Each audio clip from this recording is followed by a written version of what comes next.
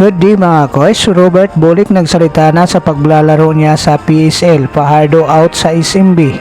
Hinebra pinakawalan ang isa nilang player. Ito nga mga koys ang pag-uusapan natin sa video natin ito. Ngunit kung bago ka pa lang sa aking munting YouTube channel ay humingi po ako ng likes, share and subscribe. So bad news nga ito mga koys para sa kupunan ng San Miguel Bearmen.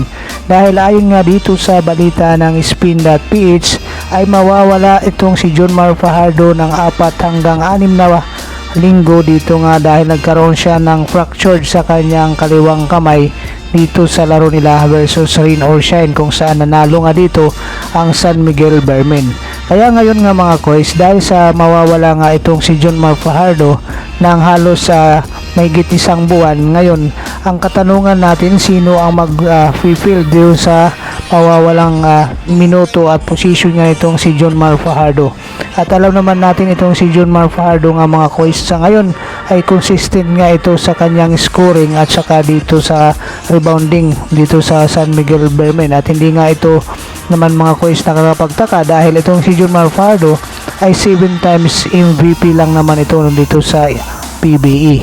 Kaya ngayon nga mga koys ay malaking ang kawalan itong si Jonmar Fajardo para dito sa kupunan ng San Miguel Bearmen dahil nga sa hindi nga muna siya makakalaro ng mahigit isang buwan dahil nga dito magpapagaling muna siya dito sa kanyang na-fractured na kamay dito sa kanyang paglalaro kalaban ang Rain or Shine nila Stu Panthers.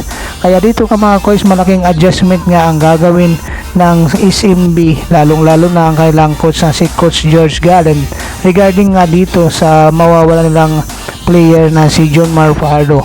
At alam naman natin din mga koys na marami pang mga injured player itong San Miguel Bearmen kaya malaking problema ngayon ang kakaharapin bagamat nasa 3-1 win-loss record na nga sila dito sa PBA Commissioner's Cup ay malaking dagok nga itong pagkawala ni Jonmar Fajardo. Kaya dito nga mga koys makikita natin sa mga susunod na laban ang magiging major adjustment nga ng San Miguel Bearmen dahil dito sa pagkawala ng kailang main guy na si Jonmar Fajardo dito sa pag-uumpisa pa lang nga itong PBA Commissioner's Cup. So asahan natin na itong si Jonmar Fajardo nga mga koys ay mababilis ang pag-recover dito nga sa kanyang fractured sa kanyang kamay kaya nga sana gumaling nga agad itong si Jonmar Fajardo.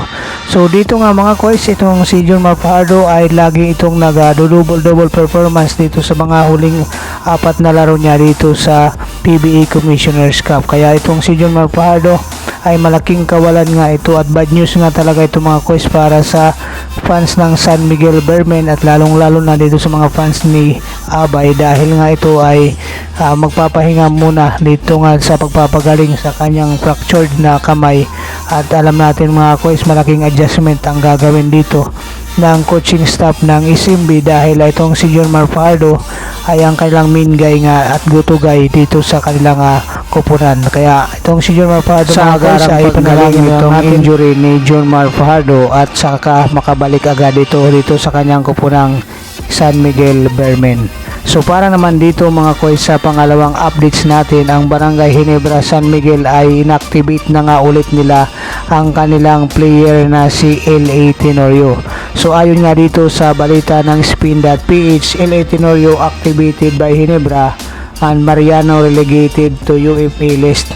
So dito nga mga koys ay natatandaan natin na itong si L.A. Tenorio ay ginawa nga itong assistant coach ni Coach Tim Con dito nga sa Asian Games. Kaya itong si L.A. Tenorio mula nang gumaling na sa kanyang cancer ay itong naging active na ulit itong si L.A. Tenorio. Kaya ngayon ay inactivate na nga ito ng Barangay Hinebra San Miguel si Teniente L.A. Tenorio bilang gwardiya nga dito sa kupunan ng Barangay Hinebra San Miguel. Kaya itong si Aljon Mariano naman mga koys ang masasabi natin nagsakripisyo dito sa kanyang kupunan dahil nilagay na nga siya sa unrestricted free agent list.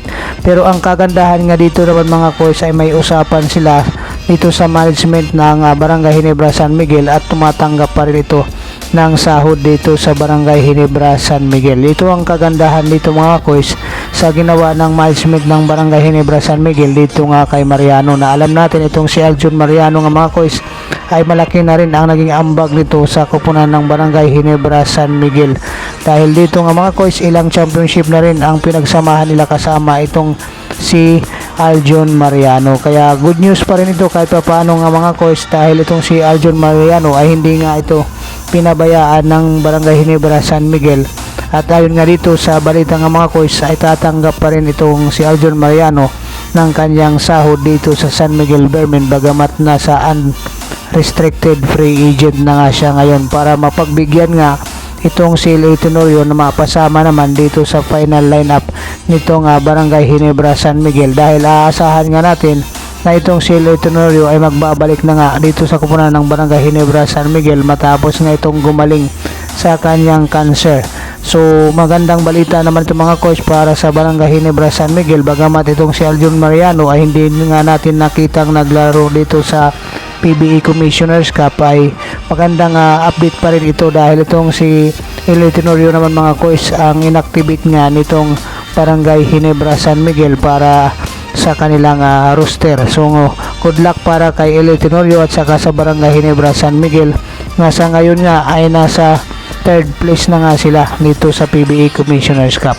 So para naman sa pangatlong updates natin mga kois, dito naman tayo kay Robert Bulik, kung saan nga mga kois ay napaulat nga ito na itong si Robert Bulik ay maglalaro dito sa PSL. So ayon nga dito sa breaking news na maglalaro nga itong si Robert Bulik dito sa Davao Occidental Tigers para dito sa PSL. So matapos nga kumalat ang balita nito mga kois, na ipinost nga sa social media kung saan itong si Robert Bulik nga mga kois ay galing nga ito sa Japan B-League, at dito nga mga kois ay ang pagbabalik nga niya ay mayroon siyang option na maglaro nga dito sa PBA.